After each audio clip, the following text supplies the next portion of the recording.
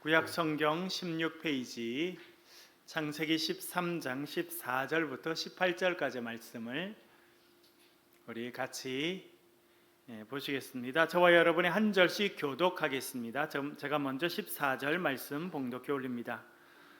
롯이 아브람을 떠난 후에 여호와께서 아브람에게 이르시되 너는 눈을 들어 너 있는 곳에서 북쪽과 남쪽 그리고 동쪽과 서쪽을 바라보라.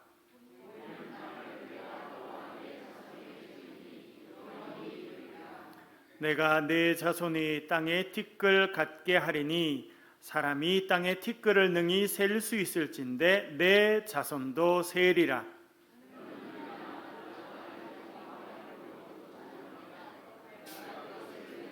같이 보겠습니다.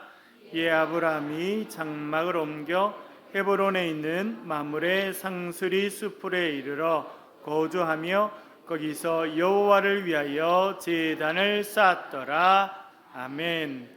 이 시간 이미선 집사님 특별 찬송해 주시겠습니다.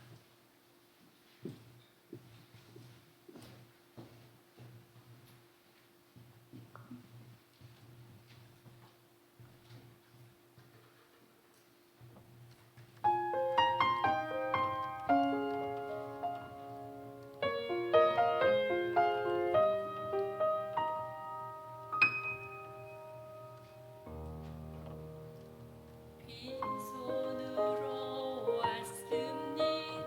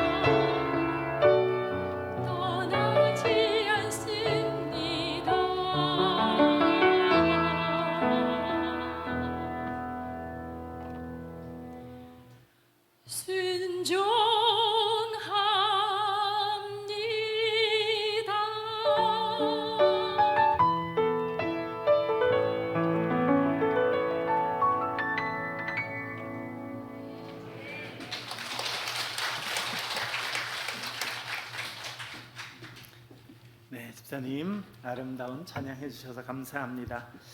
찬양 제목이 순종이죠. 아프리카 한 지역의 선교를 담당하는 그 선교사님들의 가족과 그들의 눈물과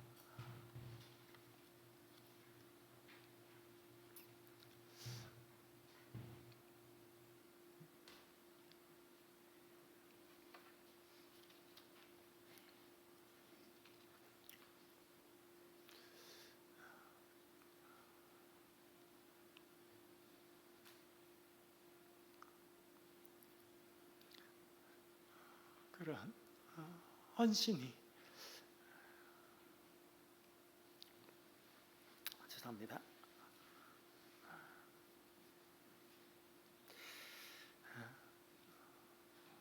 담겨 있는 그런 찬송입니다. 그래서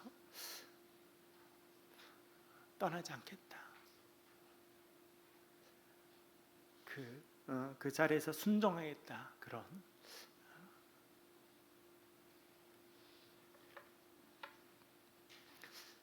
결단이 있는 찬송입니다.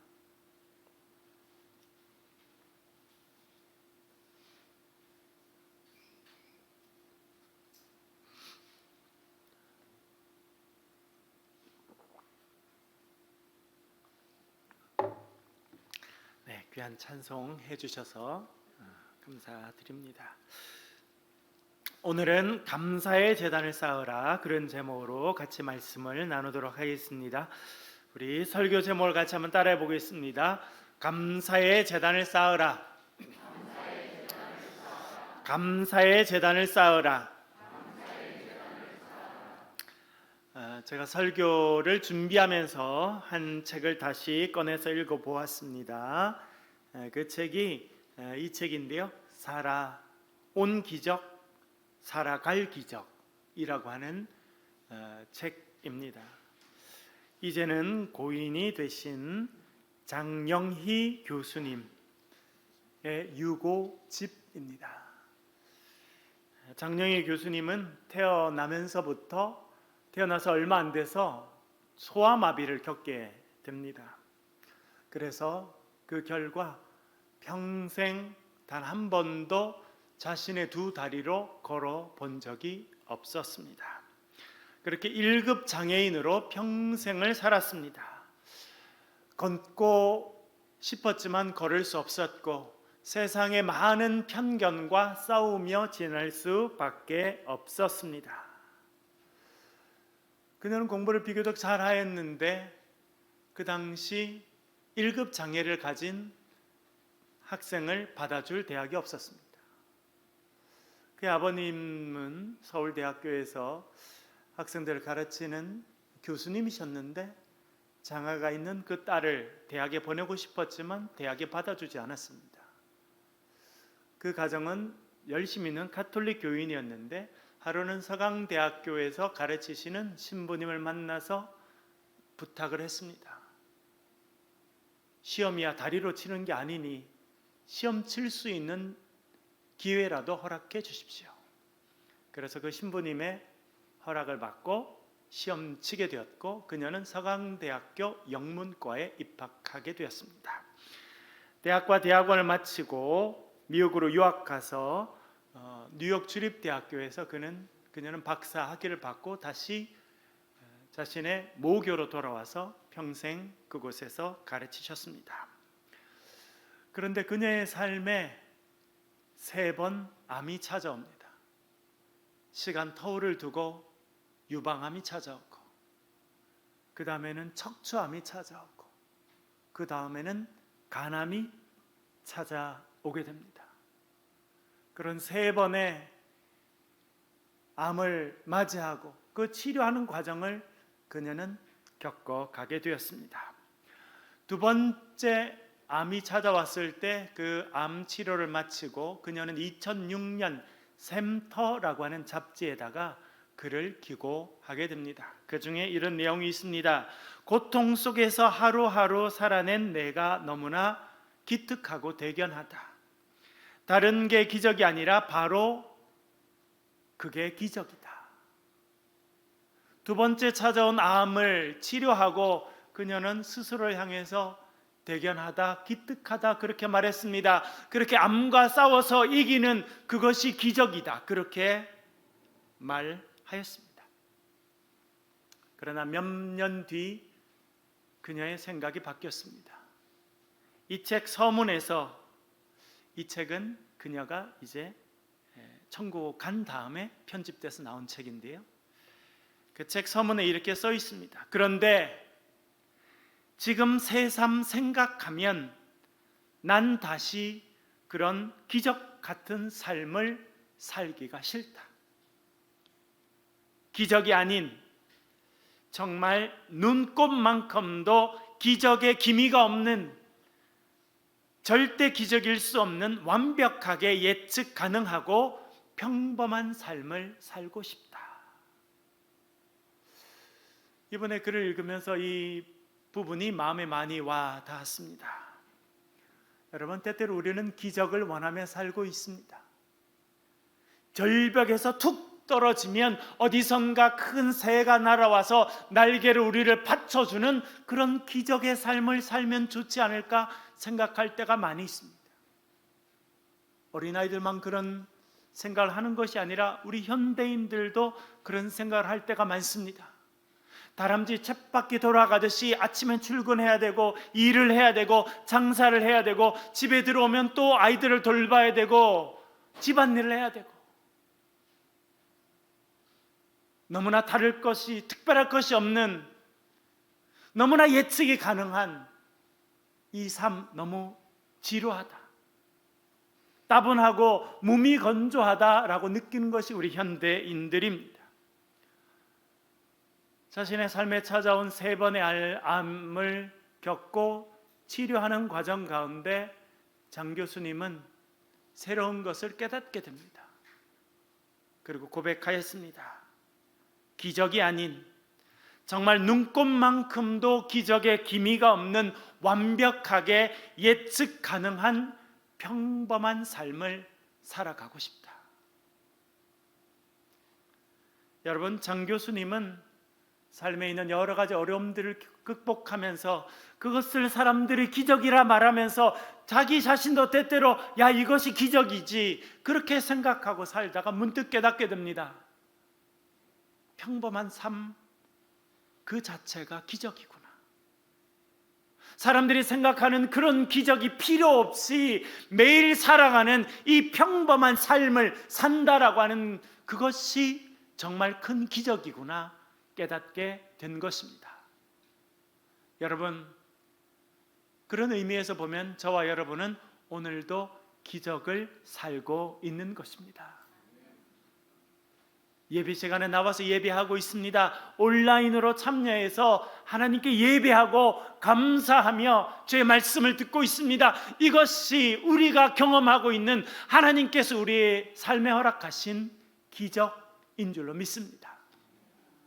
그 하나님께 더 감사하며 살아가실 수 있기를 간절히 바랍니다. 우리는 평소에는 감사하지 못하고 불평을 많이 합니다. 참 신기한 것은 우리 아이들에게 불평하라고 한 번도 가르친 적이 없는데 아이들은 알아서 불평을 잘합니다. 감사하라, 고맙다고 말해라고는 수도 없이 말하지만 감사는 까먹습니다. 여러분, 우리 아이들만 그렇습니까? 우리 어른들도 마찬가지입니다. 우리의 삶에 주어진 그 많은 은혜를 누리면서도 우리는 감사하지 못합니다. 그러다 문득 그것이 없어진 다음에야 얼마나 그것이 소중하고 감사한 일이었던지 깨닫게 됩니다. 짧은 기간 목회를 하면서 병원 신방할 때가 참 많았습니다. 하루는 병원을 신방했습니다. 한 교인을 만났습니다. 옆구리에 호수가 끼어져 있었습니다. 그 호수로 음식물을 제공받고 있었습니다.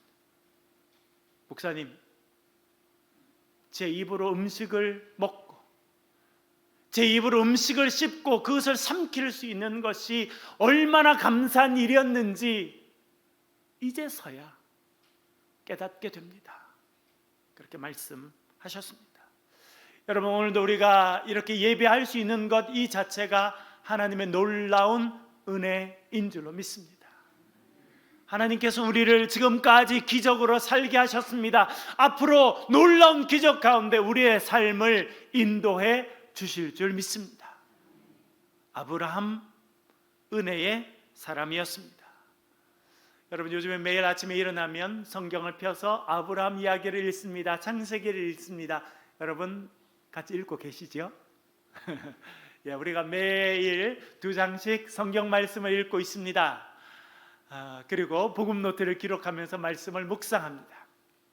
제가 시간이 지나면서 깨닫게 된 것은 하나님께서 우리에게 복음 노트를 허락해 주신 것은 우리 교회 전체에 주신 영성 프로그램이다라고 하는 것입니다. 하나님께서는 저와 여러분을 말씀으로 훈련하기를 원하시고 세상을 복음으로 섬기는 사람들이 되길 원하십니다. 그러면서 우리가 먼저 훈련 받아야 되는데 그 훈련의 방식으로 허락하신 것이 매일 2장씩 성경을 읽는 것이고 복음 노트를 기록하는 것이다 깨달아 가고 있습니다. 많은 분들이 신약 성경 전체를 읽고 복음 노트 기록하는 데 참여해 주셨습니다. 감사드리고요. 소중한 선물을 또 전해드리도록 하겠습니다. 근데 어떤 분들은 이제 내가 해야지 그러면서 구약 창세기를 읽기 시작하면서 참여한 분들도 계십니다. 너무나 감사드립니다. 아직 참여하지 못한 분들은요, 여러분 꼭 이 은혜에 참여해 보시길 바랍니다. 아브라함의 이야기를 읽고 조카 롯이 소돔과 고모라 땅에서 구원받는 그런 이야기를 읽으면서 참 많은 것을 깨닫고 느끼게 됩니다. 여러분, 아브라함은 믿음의 사람이었습니다. 하루는 하나님께서 나타나셔서 말씀하십니다. 너의 고향과 친척과 아버지의 집을 떠나라. 그리고 내가 너에게 보여줄 땅으로 가라 말씀하셨습니다. 아브라함은 즉각 그 말씀에 순종하였습니다. 여기 앉아있는 저와 여러분들도 익숙한 공동체를 떠나왔습니다. 익숙한 사람들과 이별하는 아픔을 겪었습니다. 하나님께서 보여주실 그 땅, 그리고 우리가 허락하신 이 대명 캠퍼스가 하나님께서 인도하신 땅인 줄 믿고 와서 예배하고 있습니다. 아브라함이 그렇게 말씀에 순종해서 떠났습니다. 주님 보여주시는 가나안 땅으로 걸어갔습니다. 주님 말씀하셨습니다. 세상의 모든 족속이 너를 통하여서 복을 받게 될 것이다 말씀하셨습니다. 우리도 아브라함처럼 믿음으로 순종할 때 저와 여러분을 통해서 세상의 모든 족속이 하나님의 은혜를 입는 그 일에 쓰임받게 될 줄로 믿습니다. 그렇게 하나님의 말씀을 의지해서 가나안 땅에 도착하여 살고 있는 그에게 하나님께서 또 다른 약속의 말씀을 허락해 주십니다. 14절 15절 같이 한번 보겠습니다. 나눠진 프린트업을 보시면서요, 14절과 15절을 같이 한번 읽겠습니다. 시작. 롯이 아브람을 떠난 후에 여호와께서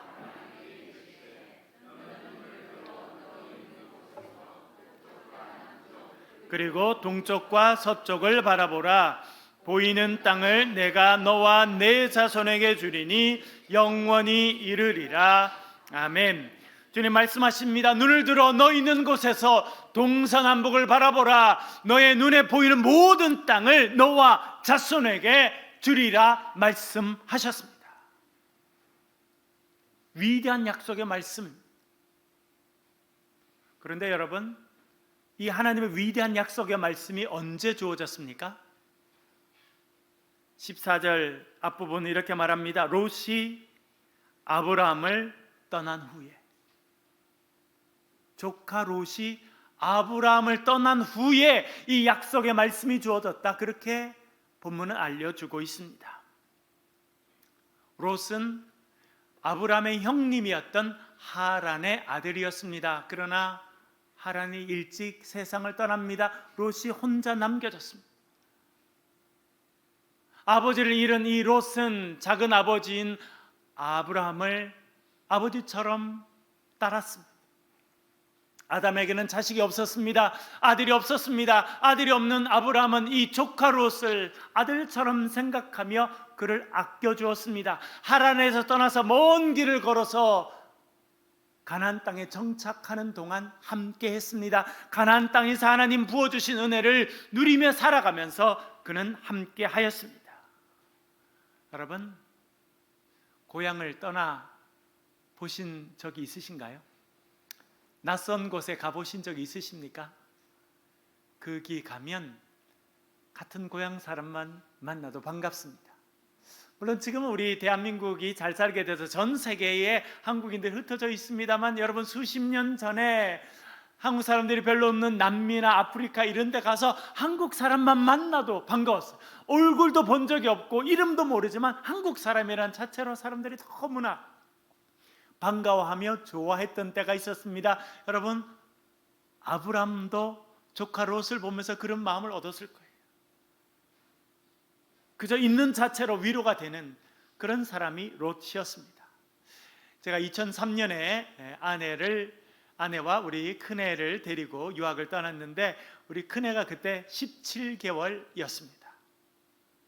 저희들은 미국 남부에 정착했는데 저희들은 이 산을 보고 살았는데, 저희가 살던 곳에서 산을 보려고 하면 고속도로로 3시간 달려가야 돼요.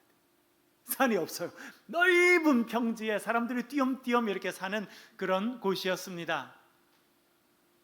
차도 하나밖에 없어서 제가 차를 가지고 가면 아내는 하루 종일 작은 집에서 아이를 데리고 지내야 했습니다.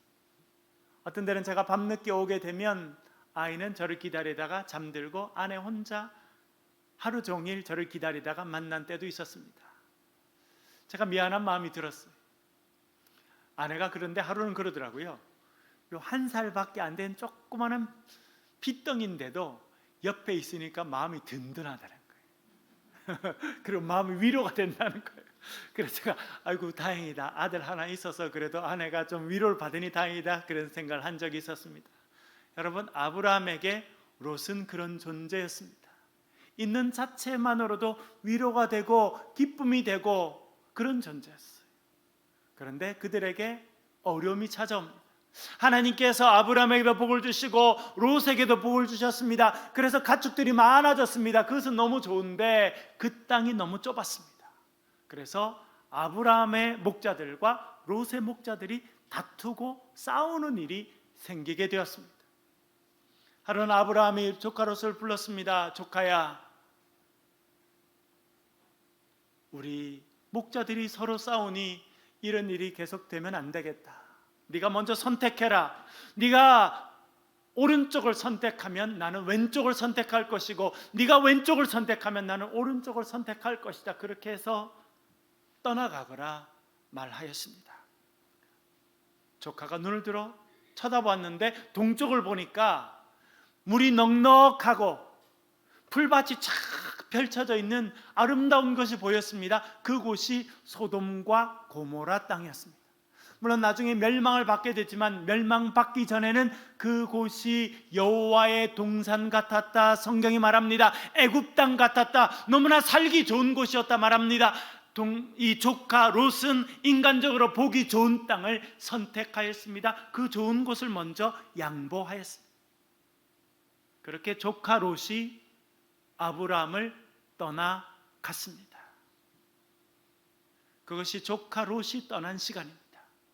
여러분, 우리 모두에게도 그런 시간이 찾아옵니다. 사랑하는 사람이 내 곁을 떠나갑니다.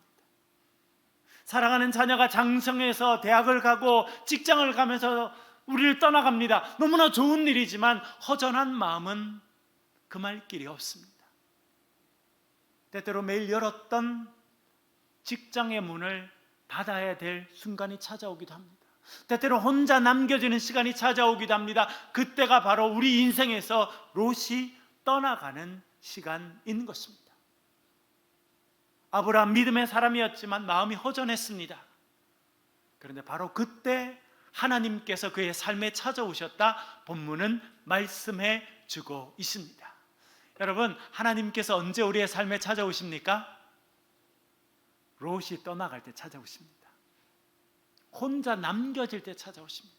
나 혼자 남겨져서 쓸쓸하고 허전한 마음을 가지고 있을 때 하나님께서 우리의 삶에 찾아오시는 것입니다. 여러분, 구약 성경을 좀 더 읽어가다 보면 야곱이 나옵니다. 그가 야복강에 혼자 남겨지게 되었습니다. 형 에서가 자기를 죽이기 위해서 온다는 이야기를 듣고 그는 가족을 두 떼로 나눴습니다. 동쪽으로 한 떼를 보내고 서쪽으로 한 떼를 보내고 그는 야복강 그 야심한 밤에 바람 부는 강가에 홀로 남겨졌습니다. 그때 하나님께서 찾아오셨습니다.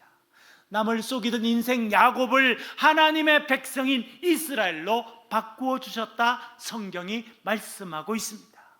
여러분, 때때로 우리는 홀로 남겨질 때가 있습니다. 내가 선택하지 않아도 홀로 남겨집니다. 사업에 실패해서 했을 때 홀로 남겨집니다. 원하던 일을 했다가 그것이 원대로 되지 않았을 때, 뜻대로 되지 않았을 때 남겨집니다. 내가 원치 않아도 사랑하는 사람을 떠나보내야 될 때가 있습니다. 바로 그때가 롯을 보내는 시간입니다. 그렇게 혼자 남겨졌을 때, 그렇게 외롭게 인생을 마주해야 될 그때에 하나님께서 찾아오신다 성경이 말씀하고 있습니다.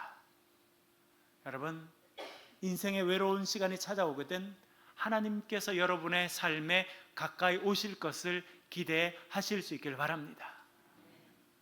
아브라함도 그런 시간을 맞았습니다. 그때가 롯을 떠나보낼 때였습니다. 그런데 그때 주님께서 그에게 찾아오셔서 이렇게 말씀하십니다. 너는 눈을 들어 너 있는 곳에서 동서남북을 바라보라 말씀하십니다. 낙심해 있고 좌절해 있고 외롭고 쓸쓸하게 그 자리에 앉아있는 그에게 주님께서 오셔서 말씀하십니다. 너는 눈을 들어라. 그리고 너 있는 곳에서 동서남북을 바라보라 말씀하십니다. 여러분, 여기서 중요한 표현이 있습니다. 그것은 너 있는 곳에서 라고 하는 것입니다. 여러분, 하나님의 위대한 역사는 우리가 지금 서 있는, 앉아 있는, 거주하고 있는 그곳에서 시작된다는 것을 기억하실 수 있기를 간절히 바랍니다. 특별히 그것이 홀로 남겨진 시간이라면, 그곳이 내가 인생의 실패를 경험하고 홀로 남겨진 시간이라면 바로 그곳이 새로운 시작의 기점이 된다 성경이 말씀해 주고 있는 것입니다. 여러분, 우리가 있는 곳 대단히 중요합니다. 하나님께서 우리를 부르셔서 이 새창조 교회의 일원이 되게 하셨습니다. 우리를 대명 캠퍼스로 불러주셨습니다. 우리는 생각하지 않았습니다. 계획하지 않았지만 하나님께서는 이 장소에서 위대한 역사를 시작해 주시는 줄로 믿습니다. 그리고 여러분, 하나님께 쓰시는 것은 여러분의 삶에 있는 대단히 보잘것없는 때일 때가 많습니다. 성경을 읽다 보면 엘리사 선지자가 등장합니다. 하루는 이 엘리사 선지자에게 여자 한 명이 찾아왔습니다. 남루한 옷을 입고 얼굴에 근심이 가득한 채로 엘리사 선지자를 찾아왔습니다. 알고 보니 그 여인은 얼마 전에 남편을 잃었습니다. 그 남편은 엘리사 선지자 밑에서 목회자 수업을 받던 신학생이었습니다. 가난한 신학생, 먹고 살기 위해서 아들 둘을 기르기 위해서 빚을 많이 졌습니다. 그런 상태로 남편이 떠나게 됐습니다. 아들 둘과 많은 빚이 이 여인에게 남겨졌습니다. 빚을 준 사람들이 와서 말합니다. 빚을 당장 갚지 않으면 아들 둘을 데려가서 노예로 팔아버리겠다 위협하였습니다. 인생의 위기 가운데 이 여인은 엘리사 선지자에게 찾아옵니다. 엘리사 선지자가 그 여인에게 묻습니다. 내게 있는 것이 무엇이냐? 여러분, 그 집에 뭐가 있었겠습니까? 가난하고 평소에도 가난했는데 이제는 잘못하면 아들 둘이 노예로 끌려갈 만큼 가난에 찌들어 있는 그 집에 뭐가 있었겠습니까? 여러분, 여인이 말합니다. 저희 집에는 작은 그릇이 있고 그 작은 그릇에 기름이 조금 남아 있습니다. 엘리사가 말합니다. 옆집에 가서 그릇을 빌리되 작게 빌리지 말고 빌릴 수 있는 만큼 잔뜩 빌려라, 그렇게 말씀하십니다. 그리고 골방에 들어가서 그 기름을 부어서 그릇을 채워라 이야기하셨습니다. 말씀에 순종해서 그릇을 빌려왔습니다. 그리고 방 안에 들어가서 아들들과 함께 그릇에 기름을 붓기 시작했습니다. 조그만 그릇이었는데 기름이 끊임없이 흘러나왔습니다. 한 그릇에 가득 차면 또 옆으로 치우고 또 새 그릇을 갖고 와서 붓고, 빌린 그릇이 가득 차자 기름이 멈추게 되었습니다. 그리고 그 기름을 갖고 나와서 팔아서 빚을 갚고 자녀들과 살게 되었다, 성경이 알려주고 있습니다. 여러분, 하나님께서 역사하시는 것은 우리 집에 있는 보잘것없는 작은 그릇이라고 하는 것을 기억하실 수 있기를 간절히 바랍니다. 우리에게 없는 것을 하나님께서 사용해서 역사를 이루는 것은 없습니다. 우리에게 있는 것, 우리에게 보잘것없는 것이지만, 작은 것이지만, 내놓을 것이 없는 것이지만 그것을 통해서 하나님께서 위대한 일들을 이루어 가시는 줄로 믿습니다. 우리는 많이 배우지 못했습니다. 많이 가지도 못했습니다. 세상적으로 내놓을 것이 없지만 하나님께서 저와 여러분을 통해서 위대한 일을 이루어 가실 줄로 믿습니다. 우리 새창조 교회 지금은 비록 작은 공동체입니다. 시작한 지 얼마 안 된 공동체입니다. 그러나 하나님께서 우리를 들어 사용하실 때 이 대구와 대한민국을 새롭게 하는 영적인 공동체가 될 줄로 믿습니다. 아브라함에게 말씀하셨습니다. 너 있는 곳에서 동서남북을 바라보라 말씀하셨습니다. 그 하나님께서 저와 여러분에게도 똑같은 말씀을 하십니다. 눈을 들어 너 있는 곳에서 동서남북을 바라보라. 너의 눈에 보이는 모든 땅을 너에게 허락하리라. 주님 말씀해 주시는 줄로 믿습니다. 여러분, 이 교회의 대명 캠퍼스 안에 있는 우리 교회 오실 때 여러분 어떤 생각이 드세요? 어떤 마음이 드시나요? 저는 기분이 아주 좋습니다. 왜냐하면 일단은 캠퍼스가 너무 예뻐요. 그리고 주차장도 넉넉해서 여러분 지금은 어디 가든지 주차장 때문에 늘 걱정인데 주차장 걱정이 없어요. 그리고 이 건물을 볼 때마다 저는 참 감사한 마음이 많습니다. 왜냐하면 이 건물 벽돌 하나하나에 선교사님들의 눈물과 그들의 헌신과 땀이 서려 있기 때문에 그렇습니다. 우리 이미선 집사님 순종이라는 찬양을 해주셨습니다. 선교사님들의 삶이 얼마나 힘들었겠습니까? 그 순종이라는 노래를 지은 그곳 아프리카 아무도 알지 못하는 곳에 하나님 한 분 바라보고 믿음으로 살아가는 그 가정이 쉽지가 않았어요. 자녀들이 상처를 입고 섬기는 사람들, 그 본토민들에게 핍박을 당하고, 그래서 그 자리를 떠나버려야겠다, 이것에 더 이상 순종하지 말아야겠다, 그런 갈등과 번민과 고통 가운데 지은 찬송이 순종이라는 겁니다. 떠나지 않습니다. 하나님 보내신 곳이니 떠나지 않습니다. 이제는 그 말씀에 순종합니다. 여러분, 이 대명 캠퍼스를 세운 선교사님들도 그런 마음이시지 않았을까 생각합니다. 여러분, 요 뒷문을 나가시거든 뒷문을 나가셔서 왼쪽을 턴해서 담을 쭉 걸어가 보세요. 저도 얼마 전에 한번 걸어가 봤는데 거기에 큰 사진들이 현상돼서 붙어 있습니다. 이 학교를 처음 세울 때 그 시멘트를 하나 떠서 학교의 기초를 세우시던 안두아 선교사님, 그리고 많은 믿음의 선진들의 모습들이 거기 있습니다. 그런 선교사님들의 기도와 눈물과 헌신과 땀이 서려 있는 곳이 이곳입니다. 하나님께서 우리에게 이곳을 믿음의 터전으로 예배 장소로 허락해 주셨습니다. 선교사님들의 눈물의 씨앗이 떨어진 이곳이 우리 새창조 교회를 통해서 위대한 하나님의 열매로, 복음의 열매로 열매 맺게 될 줄로 믿습니다. 그리고 여러분, 그 선교사님들이 오셔서 이곳에 기도하면서 처소를 세우시고 이곳이 학교가 되고 대학 건물이 되었죠. 그리고 여러분, 아브라함을 읽어보니까 아브라함이 참 잘한 게 있어요. 그건 뭐냐면 가는 곳마다 제단을 쌓았어요. 하란 땅에서 갈대우르에서 떠나와서 그가 가나안 땅에 도착하자마자 한 것은 무엇이냐면 제단을 쌓고 하나님의 이름을 부른 것입니다. 그런데 여러분, 참 재밌는 것은 하나님의 약속의 땅이지만 그곳에 기근이 들었습니다. 가나안 땅에 살지 못했어요. 그래서 애굽으로 떠납니다. 다시 애굽에서 돌아오자 그는 또 그곳에 제단을 쌓았다, 그렇게 말합니다. 하나님께서 보내시는 곳마다 제단을 쌓고 예배를 드리고 그곳이 성전이 되는 그런 역사를 아브라함이 이루었다고 하는 것을 우리는 창세기를 통해서 알게 됩니다.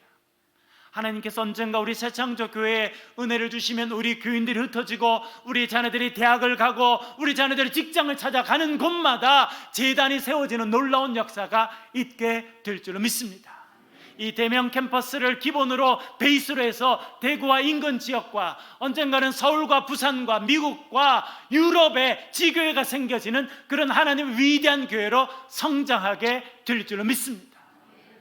주님 말씀하십니다. 눈을 들어서 너 있는 곳에서 동서남북을 바라보라. 주님 말씀하십니다. 여러분, 이 자리 이곳에서 주의 음성을 들으시고 동서남북을 바라보실 수 있기를 간절히 바랍니다. 언젠가 이 새창조교회를 통해서 하나님의 위대한 역사가 이 땅 가운데 이루어지는 그런 은혜의 삶을 우리가 살게 될 줄로 믿습니다. 여러분, 새로운 꿈을 꾸십시오. 여러분의 나이는 숫자입니다. 그 숫자가 작아도 나이가 어려도 꿈이 없는 사람은 아름다운 인생을 살기 어렵습니다. 숫자가 많아도 연세가 높아져도, 여러분, 아브라함에게 하나님께서 이 말씀하실 때 그가 나이가 몇 살이었습니까? 본문에 정확하게 나오지 않았지만 분명한 게 있어요. 그건 뭐냐면 그가 최소 75세 이상은 됐다는 거예요. 왜요? 그가 하나님 말씀을 따라 떠날 때가 75세였으니까 그 다음에 한참 시간이 지났으니까 그는 벌써 인생의 노년이었습니다. 그럴 때 하나님께서 보시고 너가 눈을 들어서 네 있는 곳에서 동서남북을 바라보라. 네가 보는 그 땅을 너와 내 후손에게 주시리라. 주님께서 약속의 말씀을 허락해 주셨습니다. 오늘도 주님 은혜 가운데 새로운 꿈을 꾸시는 저와 여러분 되실 수 있기를 간절히 바랍니다. 주님, 제가 여기 있습니다. 나를 사용해 주십시오. 우리 가정을 사용해 주옵소서. 우리의 공동체를 사용해 주옵소서. 기도하실 수 있기를 간절히 바랍니다. 18절 우리 한번 읽어보겠습니다. 18절 같이 읽겠습니다. 시작. 이에 아브라함이 장막을 옮겨 헤브론에 있는 만물의 상수리 수풀에 이르러 거주하며 거기서 여호와를 위하여 제단을 쌓았더라. 아멘. 하나님이 기뻐하시는 일이 있습니다. 여러분, 그것이 무엇입니까? 제단을 쌓고 예배하는 거예요. 우리는 지금 예배에 참여하고 있습니다. 하나님이 기뻐하시는 일들을 감당하고 있습니다. 여러분, 예배란 무엇입니까? 예배는요, 하나님을 하나님 되게 하시는 거예요. 그래서 하나님께서는 예배 드리는 자를 기뻐하시고 예배 드리는 자를 찾으시는 것입니다. 여러분, 이 예배 장소는 우리가 하나님을 높여드리고 하나님께서 나의 하나님이십니다. 나의 인생의 주인이십니다. 나는 주님의 자녀입니다 라고 하는 것을 고백하는 것이 예배입니다. 그래서 하나님께서는 예배하는 자를 찾으시고 예배하는 자를 축복하시는 것입니다. 또한 예배는 하나님과 영적으로 만나는 시간입니다. 아브라함이 예배를 드릴 때 주님께서 그 자리에 임재하셨습니다. 그리고 그에게 비전을 주시고 꿈을 주시고 그의 인생을 인도해 주셨습니다. 여러분, 이 예배에 참여하는 저와 여러분들, 오늘도 주의 음성을 들으시고 주님을 만나시는 복을 누리며 살아가실 수 있기를 간절히 바랍니다. 주님께서 기뻐 받으시는 예배가 있습니다. 그것은 감사로 드리는 예배입니다. 시편 50편 23절 같이 한번 읽겠습니다. 시작. 감사로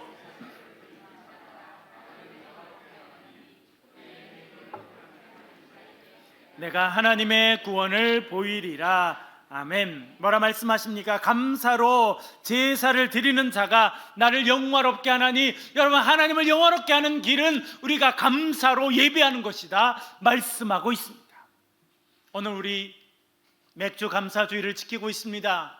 지난 반년 동안 주신 은혜를 생각하며 감사의 마음을 표하고 있습니다. 여러분, 우리가 감사의 제단을 쌓을 때 하나님께서 우리의 삶에 은혜를 베풀어 주실 줄로 믿습니다. 처음에 말씀드린 장영희 교수 책 제목은 살아온 기적, 살아갈 기적. 참 동감이 됩니다. 지금까지 우리가 살아온 것도 하나님의 기적입니다. 그리고 우리가 앞으로 살아갈 그 매일이 하나님의 기적의 순간인 줄로 믿습니다. 그리고 하나님께서 저와 여러분을 통해서 이루실 그 놀라운 꿈과 비전과 그 놀라운 선교 사역을 기억하며 하나님께 감사하며 살아가시는 저와 여러분 되실 수 있기를 주의 이름으로 간절히 축원합니다. 한번 기도하겠습니다. 우리 소리를 내서 한번 기도하겠습니다. 기도하실 때 하나님, 우리에게 감사를 회복시켜 주십시오. 믿음의 믿음을 더해 주옵소서. 우리의 가정과 우리 공동체를 축복해 주시고 하나님 앞에 쓰임받는 인생이 되게 하여 주시옵소서. 시간 소리를 내서 통성으로 같이 한번 기도하겠습니다.